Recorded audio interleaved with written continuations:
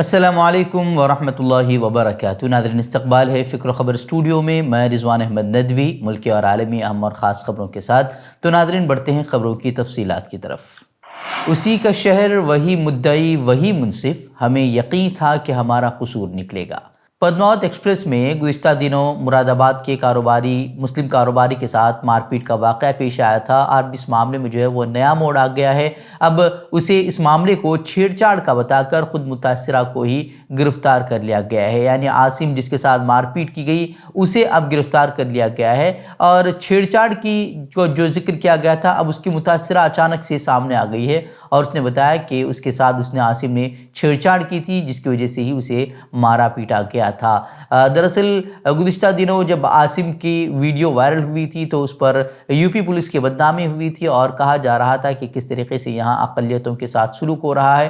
تو اب اس پورے معاملے کو اچانک بدل دیا گیا، اور اب یہ کہا گیا کہ دراصل پورا معاملہ جو تھا وہ چھیڑ چھاڑ کو لے کر تھا، اور گزشتہ دنوں ہی کہا گیا تھا کہ اگر متاثرہ سامنے آتی ہے تو پھر عاصم کو گرفتار کیا جائے گا، اور اسی طرح سے ہوا ہے۔ عاصم کو گرفتار کر لیا گیا، اب پولیس کا کہنا ہے کہ وہ اس سے مزید پوچھ تاچھ کرے گی۔ یوپی جیسی ریاست جہاں عصمت دری کی متاثرہ کو اپنا شکایت درج کرانے کے لیے پولیس تھانوں کے چکر لگانے پڑتے ہیں، لوگوں کو احتجاج کرنا پڑتا ہے، اس کے باوجود بھی FIR درج نہیں ہوتی اور وہاں کارروائیاں نہیں ہوتی، تو اب ایسے جگہ پر صرف چھیڑ چھاڑ کی شکایت کے بعد، وہ بھی غنڈوں نے جس نے اس کے ساتھ مار پیٹ کی، ان کی شکایت کے بعد اب جو ہے وہ ایک شخص کو گرفتار کر لیا جاتا ہے جو کہ خود متاثرہ ہے اور اس کے ساتھ مار پیٹ کی گئی ہے۔ کئی ہندو دائیں بازو کے گروپوں نے کرناٹک حکومت سے یوم جمہوریہ کے موقع پر بنگلور کے علاقے چامراج پیٹ کے عیدگاہ میدان میں ترنگا لہرانے کی اجازت طلب کی ہے، جبکہ انتظامیہ نے ابھی تک کوئی جواب نہیں دیا ہے۔ مسلم تنظیموں نے اس بات پر زور دیا ہے کہ سپریم کورٹ نے گزشتہ اگست میں عیدگاہ پر جمود کو برقرار رکھنے کا حکم دیا تھا۔ یہ ایک کھیل کا میدان ہے جہاں تقریباً 200 سالوں سے صرف 2 عید کی نمازیں ہی ادا کی جاتی ہیں۔ یہ پیش رفت ایسے وقت میں ہوئی ہے جب سنگھ پریوار کی تنظیموں پر اگلے اسمبلی انتخابات سے قبل ووٹروں کو مذہبی خطوط پر پولرائز کرنے کی کوشش کرنے کا الزام لگایا گیا ہے، اور اس سے قبل ہی ہبلی کے عیدگاہ میدان میں گزشتہ اگست میں گنیش چترتھی کی تقریبات کو لے کر بھی ایک تنازع دیکھنے کو ملا تھا، جہاں عیدگاہ میدان میں گنیش چترتھی سے قبل اس مقام کو گائے کے پیشاب سے پاک کرنے کی ہندوتوا تنظیموں نے بات کہی تھی۔ کم از کم 1.5 درجن ہندوتوا تنظیموں نے اب مشترکہ طور پر ریاستی حکومت کو خط لکھ کر 26 جنوری کو یہاں کے بنگلور کے عیدگاہ میدان میں قومی پرچم لہرانے کی اجازت طلب کی ہے، اور انہی گروہوں نے گزشتہ اگست میں بھی یہاں عیدگاہ میدان میں گنیش چترتھی پر پوجا کرنے کے لیے ریاستی حکومت سے اجازت طلب کی تھی، اور انہیں یہ اجازت مل بھی گئی تھی۔ پھر یہ معاملہ کرناٹک ہائی کورٹ میں چلا گیا تھا، جس نے پوجا کے حق میں فیصلہ سنایا تھا، لیکن پھر سپریم کورٹ نے بعد میں خصوصی سماعت میں اس پر جمود برقرار رکھنے کا حکم دیا تھا۔ وہیں اب عدالت عظمیٰ عیدگاہ کی ملکیت کے تنازع سے نمٹ رہی ہے۔ مسلم تنظیموں کا ماننا ہے کہ یہ وقف املاک ہے، لیکن ریاستی حکومت نے وہاں گنیش چترتھی کی تقریبات کی اجازت دیتے ہوئے دعویٰ کیا تھا کہ یہ بنگلور شہری ادارے سے تعلق رکھتی ہے۔ وہیں ہندو جن جاگرتی سمیتی کے ترجمان موہن گوڑا نے کہا کہ ان کی تنظیم نے یوم جمہوریہ پر ترنگا لہرانے کے مطالبے کی حمایت کی ہے اور حکومت پر زور دیا ہے کہ وہ اسے قبول کرے، اور انہوں نے کہا کہ اگر اس طرح نہیں ہوتا تو ہم اپنے ہم خیال گروپوں کے ساتھ ایک احتجاج شروع کرنے پر مجبور ہو جائیں گے۔ بتا دیں کہ چامراج پیٹ پرانے بنگلور کے وسط میں ایک گنجان آبادی والا علاقہ ہے، اور ریلوے اسٹیشن اور بس اسٹیشن سے تھوڑی دور پر ایک تاریخی طور پر ایک تجارتی مرکز رہا ہے۔ بڑے پیمانے پر تجارتی علاقہ مکانات سے جڑی گلیوں سے گھرا ہوا ہے، جہاں تمام مذاہب کے لوگ رہتے ہیں۔ ہندو دائیں بازو گروپوں نے سب سے پہلے 2002 میں یہاں عیدگاہ میں گنیش چترتھی، دسہرہ اور دیپاولی کے تہواروں کے انعقاد کی کوشش کی تھی، لیکن حکومت نے احتیاطاً وہاں اجازت دینے سے انکار کر دیا تھا۔ ملک میں BJP حکومت کی آمد کے بعد اکثریتی طبقہ اقلیتوں کو ملنے والی مراعات کو لے کر ہمیشہ فکر مند رہتا ہے۔ اس طبقے کی کوشش رہی ہے کہ جن ریاستوں میں مسلمان اکثریت میں ہیں وہاں سے مسلمانوں کو اقلیت کے زمرے سے خارج کیا جائے، تاکہ اقلیتوں کو ملنے والی مراعات سے انہیں محروم کیا جا سکے۔ اسی فکر کا نتیجہ ہے کہ کچھ لوگوں نے ملک کی 9 ریاستوں میں جہاں ہندوؤں کی تعداد کم ہے وہاں ہندوؤں کو اقلیتی درجہ دینے کا مطالبہ کیا ہے۔ وہیں اس سلسلے میں سپریم کورٹ میں عرضی داخل کی گئی ہے۔ میڈیا رپورٹوں کے مطابق سپریم کورٹ ہندوؤں کو اقلیتی درجہ دینے کے مطالبے پر 6 ریاستوں اور مرکز کے زیر انتظام علاقوں سے جواب طلب کیا تھا، لیکن اب تک ان ریاستوں نے کوئی جواب داخل نہیں کیا ہے، جس پر آج سپریم کورٹ نے برہمی کا بھی اظہار کیا۔ بینچ نے ان ریاستوں کو جواب داخل کرنے کا آخری موقع دیتے ہوئے کہا کہ اگر یہ ریاستیں جواب نہیں دیتی ہیں تو ہم سمجھیں گے کہ ان کے پاس کہنے کو کچھ نہیں ہے۔ وہیں عدالت نے واضح طور پر کہا ہے کہ ہم درخواست گزار کی طرف سے ٹھوس مثال پیش کیے جانے کی صورت میں ہی اس پر غور کر سکتے ہیں، لیکن ہم ہندوؤں کو ان کی کم آبادی والی ریاستوں میں اقلیت کا درجہ نہیں دے سکتے۔ وہیں درخواست میں جن 9 ریاستوں کا حوالہ دیا گیا ہے ان میں ہندوؤں کی تعداد کم ہے، ان میں لداخ، میزورم، لکشدیپ، کشمیر، ناگالینڈ، میگھالیہ، اروناچل پردیش، پنجاب اور منی پور شامل ہیں۔ وہیں یو پی کے دیوریا ضلع میں ایک دلت نوجوان کی موٹر سائیکل سے ٹکر لگنے کے بعد دبنگوں نے لاٹھی ڈنڈوں سے اس کی پٹائی کر دی، جس کی گورکھپور میڈیکل کالج میں علاج کے دوران اب موت ہو گئی ہے۔ مدن پور تھانے کے انچارج مکیش مشرا نے بتایا کہ پولیس ملزم کی گرفتاری کے لیے چھاپے مار رہی ہے۔ متوفی اینٹوں کے بھٹے پر دراصل مزدوری کرتا تھا اور اسی دوران اس کی ایک موٹر سائیکل سے ٹکر ہو گئی، جس کے بعد دبنگوں نے اسے مارا پیٹا اور اس کی موت واقع ہو گئی ہے۔ وہیں الیکشن کمیشن بدھ کو ناگالینڈ، میگھالیہ، تریپورہ میں قانون ساز اسمبلیوں کے انتخابات کے شیڈول کا اعلان کرے گا۔ کمیشن سے موصولہ اطلاعات کے مطابق ان تینوں ریاستوں میں انتخابی شیڈول کا اعلان آج 2:30 بجے کیا جائے گا۔ واضح ہے کہ ناگالینڈ، میگھالیہ اور تریپورہ قانون ساز اسمبلیوں کی میعاد اس سال مارچ میں ختم ہو رہی ہے۔ غلام نبی آزاد نے کانگریس سے علیحدہ ہو کر الگ پارٹی بنانے کا اعلان تو کر دیا، لیکن اس پارٹی کو سنبھالنا ان کے لیے مشکل ثابت ہو رہا ہے۔ ان کی قیادت والی ڈیموکریٹک آزاد پارٹی DAP کے لیڈران لگاتار ان کا ساتھ چھوڑ رہے ہیں اور کانگریس میں شمولیت اختیار کر رہے ہیں۔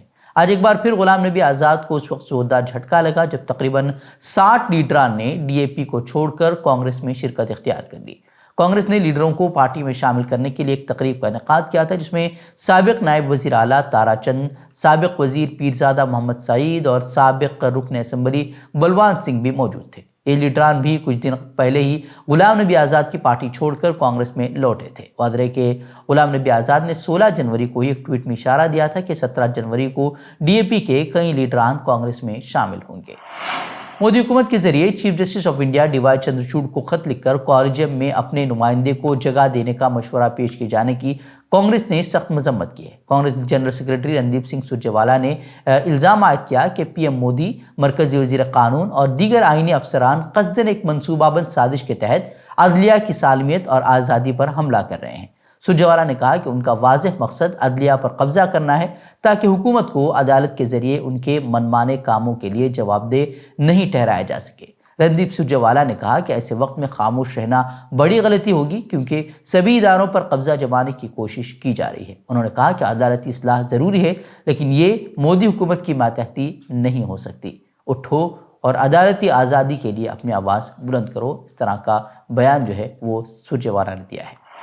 تو ناظرین، اب بڑھتے ہیں عالمی خبروں کی طرف۔ اسرائیل نے دہشت گردی کا مظاہرہ کرتے ہوئے اردن کے سفیر کو مسجد اقصی میں داخل ہونے سے روک دیا ہے۔ اردن کی وزارت خارجہ کے ترجمان سفیر سنان مجالی کے مطابق عمان میں اسرائیل کے سفیر کو طلب کر کے اسرائیلی اقدام پر سخت احتجاج بھی کیا گیا ہے۔ ترجمان کا مزید کہنا تھا کہ سخت الفاظ میں احتجاجی مراسلہ اسرائیلی سفیر کے حوالے بھی کیا گیا ہے اور انہیں مراسلہ فوری طور پر اسرائیل کی حکومت کو بھیجنے کو بھی کہا گیا ہے۔ احتجاجی مراسلے میں تل ابیب میں متعین اردنی سفیر کو مسجد اقصی کے دورے سے روکنے پر سخت احتجاج کیا گیا ہے۔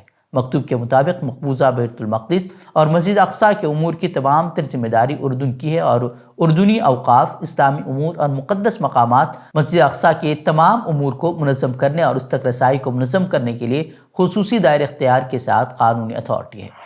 سعودی عرب نے بیرون ملک جانے والے عازمین حج کے لیے حج اور عمرہ کی جامع ہیلتھ انشورنس لاگت میں 63% تک کمی کر دی ہے۔ حج ایکسپو 2023 کے اختتام پر حج اور عمرہ کی وزارت نے انشورنس لاگت کو 235 سعودی ریال سے کم کر کے صرف 87 سعودی ریال کر دیا ہے، جو کہ 63% کم بنتی ہے۔ حج اور عمرہ کی وزارت نے اس حوالے سے کی گئی اپنی رپورٹ میں مزید بتایا کہ عازمین حج کے انشورنس پریمیم 109 ریال میں بھی 73% تک کمی کر کے 29 ریال کر دی گئی ہے۔ غیر ملکی عازمین حج کی انشورنس کوریج کا دورانیہ 90 دنوں پر محیط ہوگا، جو سعودی عرب میں داخل ہونے کے دن سے شروع ہو جاتا ہے اور ملکی حدود کے اندر ہی نافذ العمل ہوگا۔ انشورنس میں ہنگامی حالات جیسے حادثات کے نتیجے میں موت، مستقل معذوری، ٹریفک حادثے میں زخمی ہونا، مختلف بیماریوں کے لیے اسپتال میں داخل ہونا اور بچے کی پیدائش کے علاوہ حادثے میں انتقال کر جانے والوں کی لاشوں کو ان کے ملکوں تک پہنچانا بھی شامل ہے۔ یاد رہے کہ اس بار کورونا وبا کے بعد پہلی بار دنیا بھر سے پوری تعداد میں حاجیوں کو فریضے کی ادائیگی کے لیے سعودی عرب آنے کی اجازت دی گئی ہے اور تمام دیگر کورونا پابندیاں بھی اٹھا لی گئی ہیں۔ وہیں سعودی عرب نے ایک بار پھر ایران کی طرف دوستی کا ہاتھ بڑھا دیا ہے اور کہا ہے کہ روایتی تنازعات سے ہٹ کر مشترکہ خوشحالی کا سوچنا چاہیے۔ اس حوالے سے سعودی وزیر خارجہ کا اہم بیان سامنے آیا ہے۔ عالمی اقتصادی فورم سے سعودی وزیر خارجہ شہزادہ فیصل بن فرحان نے خطاب کرتے ہوئے کہا کہ ایران سے بات چیت کرنے کا راستہ تلاش کرنے کی کوشش کی جا رہی ہے، روایتی تنازعات سے ہٹ کر مشترکہ خوشحالی کا سوچنا چاہیے۔ انہوں نے کہا کہ مملکت نے ہمیشہ ایران کی طرف دوستی کا ہاتھ بڑھایا ہے، بہتر تعلقات کے لیے ہمارا ہاتھ ایران کی طرف دراز ہے۔ ایران سے مذاکرات مثبت رہے ہیں تاہم ابھی تک نتائج کی طرف ہم نہیں پہنچ سکے۔ بھٹکل میں قائم ادارہ ادب اطفال کے تحت بچوں کی دینی خطوط پر تربیت کے لیے مختلف پروگرامات منعقد کیے جاتے رہے ہیں۔ خصوصاً بچوں میں مطالعے کا شوق پیدا کرنے کے لیے ادارے کی کوششیں مختلف حوالوں سے جاری ہیں۔ اب ادارے نے 3 تا 9 فروری کتاب میلہ منعقد کرنے کا فیصلہ کیا ہے۔ ادارے کے ذمہ دار اور ماہنامہ پھول کے ایڈیٹر مولانا عبداللہ غازی ندوی نے کتاب میلے کے تعلق سے بتایا کہ اس کتاب میلے میں ملک کے مشہور پبلشرز اپنے اسٹال لگائیں گے۔ دہلی، مالیگاؤں، ممبئی اور دیگر شہروں سے بھی پبلشرز آ رہے ہیں جن کے لیے 40 سے زائد اسٹال کا بندوبست کیا گیا ہے اور اس میں بھی انہی پبلشرز کو موقع دیا گیا ہے جو کہ ادارے کی شرائط پر کھرے اترتے ہوں، جن میں ایک اہم شرط مصنفین کی فکر بھی بتائی جا رہی ہے۔ انہوں نے بتایا کہ ہمارا المیہ یہ ہے کہ ہم اردو کے تعلق سے مایوسی کے شکار ہیں اور ہم سوچ رہے ہیں کہ یہ دم توڑ رہی ہے، بلکہ حقیقت یہ ہے کہ اب بھی اگر صحیح طرز پر کوششیں کی جائیں تو نئی نسل کا کتابوں سے مضبوط تعلق قائم ہوگا اور ہماری نئی نسل اردو کی عاشق بن جائے گی۔ انہوں نے بتایا کہ ادارے کی جانب سے چلائی جا رہی مطالعہ بیداری مہم کی وجہ سے ادارہ ادب اطفال سے جڑے بچوں میں کسی نے 200، کسی نے 250 تو کسی نے 300 سے زائد کتابیں پڑھ لی ہیں، جس کی بڑی وجہ ادارے کی طرف سے بچوں کے لیے قائم کی گئی لائبریریاں ہیں جس میں بچوں کے عمر اور ذوق کے لحاظ سے کتابیں فراہم کی گئی ہیں۔ تو ناظرین، یہ تھی خبریں۔ مزید خبروں کے لیے آپ ہمارے ویب سائٹ www.fikrokhabar.com کی طرف رخ کر سکتے ہیں۔ ویڈیوز کے لیے ہمارے YouTube چینل کو سبسکرائب کریں۔ تو ناظرین اجازت دیں، السلام علیکم ورحمۃ اللہ وبرکاتہ۔